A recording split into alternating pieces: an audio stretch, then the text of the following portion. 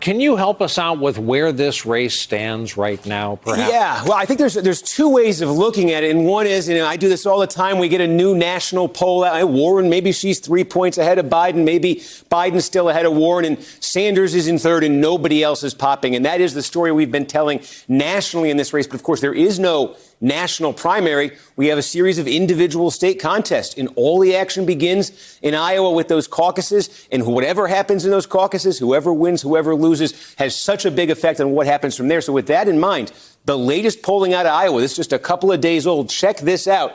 It looks a little different than what you see nationally. You have Biden, Warren, and Sanders, a virtual three-way tie for first place in the leadoff state. And by the way, there is somebody else who's popping in Iowa. You've already mentioned his name. He got a lot of attention tonight on that debate stage. Pete Buttigieg is within single digits from the lead in Iowa right now, 14%. Remember, Iowa, one of those states where, I think in this age of media politics, social media politics, retail politics can still get you somewhere in Iowa. These candidates can camp out there, go to these small town hall events. They can get some traction that way. So Buttigieg is 7 points behind Sanders, 8 points behind Biden and Warren. And again, you think of the past models here, the candidates who maybe haven't been popping nationally, who've broken through in Iowa. I'm thinking of John Kerry back in 2004. If you looked at a poll in Iowa, just nationally, just a couple of days before Iowa, Kerry was nowhere to be found. He won the Iowa caucuses. Everything else fell into place. And you can see four candidates right now who are certainly within contention when it comes to Iowa. See what happens to Biden out there after tonight.